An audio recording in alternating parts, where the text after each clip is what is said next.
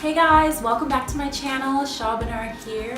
We are a few days into 2018 and there's gonna be a snowstorm in New York. I'm really excited about that just because I get to have my hubby home. Yay! Okay, so we're gonna get into some pop talk.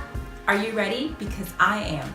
So don't you wish that some things were left in 2017? Like when we said Happy New Year, don't you wish that some things just like stayed? Unfortunately, one of the things that didn't stay is Trump. I know, I'm just as sad as you are. He's still here. I'm waiting for the day that he gets impeached. But until then, he's still tweeting. Clearly, he didn't make any resolutions. Maybe he doesn't even know what that word is. Maybe he doesn't even know how to spell it. I mean, there are speculations that the man is borderline illiterate. So that's neither here nor there. The new fight that he has now that is really affecting me, and it should affect you and concern you on all kinds of levels, is the fact that he is baiting Kim Jong Un, a man that would kill his own family member. He is a dictator, people. Like, seriously, why is Trump even messing with him? Does he not understand we could be in a nuclear war in a second? So here's the fight about whose button is bigger than the other.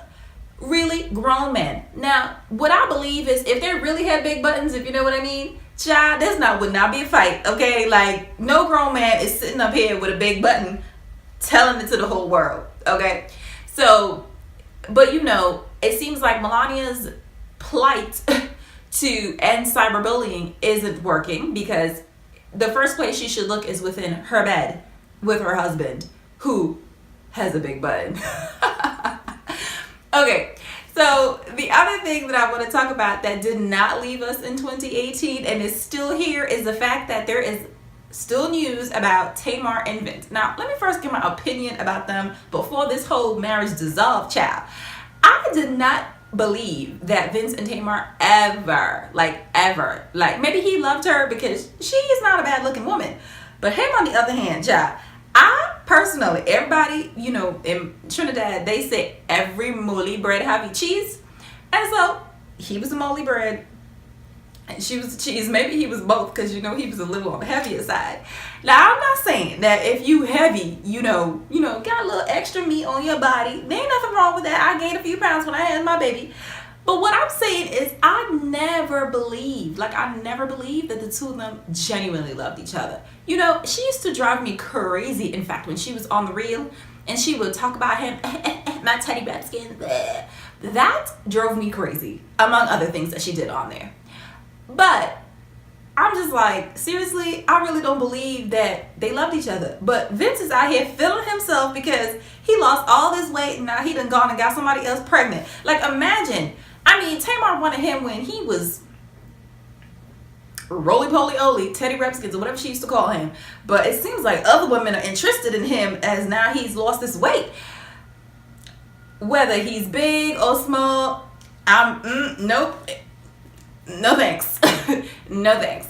But anyway, there's all this confusion that they've been causing. She's like calling people out on Instagram, talking about how he done got some dirty woman pregnant, and all this and all that. And then you see them in the airport trying to be a family. Now, I'm here for that because whether their marriage has dissipated and they no longer want to be together, they do have a child. And so they say that they're trying to keep it peaceful and, present a united front for their son. And I think that's very important because in our culture particularly, now we have the whole Black love movement, and I'm here for it all day because I'm married, Black love, all that. But, typically in our culture, like the Black family is constantly being destroyed. So I feel like the fact that even though they're not in a marriage or getting divorced or separated or whatever they decide to do, I do applaud them for wanting to present a united front for their son because he's going to grow up and one day have a family. And I think that they should really be setting the right example. So kudos to them for doing that. But Vince, get your life together, honey, because anyway. And the other thing that is still here is the sexual harassment allegations. Like, in 2017, everybody and their mama was sexually harassed, okay? And I'm not, judging. It happened. I believe most of the people. I feel like some people were bandwagoning, but it's still here. And here's why. Because Harvey Weinstein is being, well, not being, but they say that he might get charged, and I'm here for that because he violated a lot of women. Now I'm gonna do another video about my thoughts about these women coming out. I mean, that is 2017, but I feel like since it's rolled over into 2018, I will talk to you guys about it. But one of the issues that people are having is the fact that Meryl Streep has not said anything about the whole Harvey Weinstein sexual allegations, and she did an interview and she's saying that, okay, well, I've been silent, but so has Melania and Ivanka, because they live with a perv as well, and a notorious sexual harasser. People have gotten fired over the fact that he has said inappropriate things about what he wanted to grab people by, and he still has a job, okay? So clearly justice has not reached him yet, but it's gonna come to Harvey Weinstein, and maybe others will follow suit. Now, in line with sexual allegations, simply because we're going to talk about Hoda Kotb and Matt Lauer. Now, you know that I'm so happy about the fact that Hoda has gotten this job. She's replaced Matt Lauer on today. But here's the problem I have with it, right? Because I feel like when I heard that, I was like, yay, Hoda, amazing. Oh my gosh, she's had like 5 jobs now. She's still going to be with Kathy Lee, which I love. But the thing is, I feel like they did it to, and maybe this is just me with my wild thoughts, wow, you know, running, but I feel like they did this to appease us, to appease her, because the truth of the matter is she had to sit there with Savannah Guthrie to break the news to us about the fact that, you know, Matt Lauer has been accused of these sexual allegations. And so, I mean, rightfully so, they should have given the job to her. I mean, she had to sit there and endure that with the rest of us. And the other thing is, I feel like because the sexual allegations have been running rampant through the industry, it just makes sense that they would let a woman fill the spot rather than having a man do it, you know.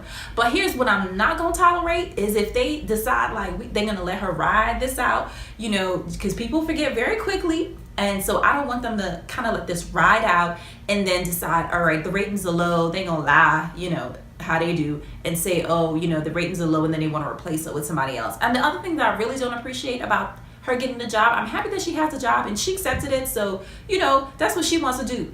But what I'm not happy about is the fact that she's only getting $7 million for the year. Now, we know that Matt Lauer was highest paid, $24 million for the year.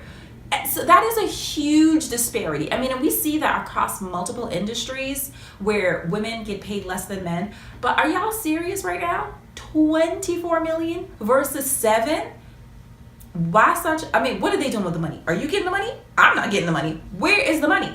Why didn't she get more? Well, I hope that the ratings skyrocket and that she can go back to them and demand the money that she's worth.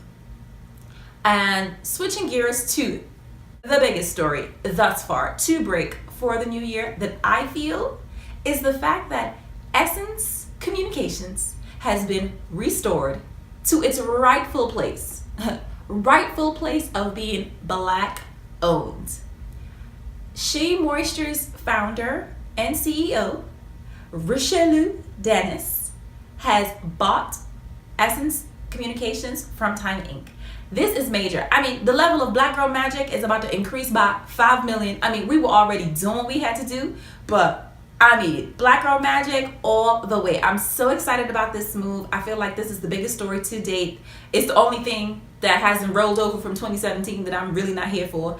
But I'm totally on board with this. This is so exciting. I'm happy for the women.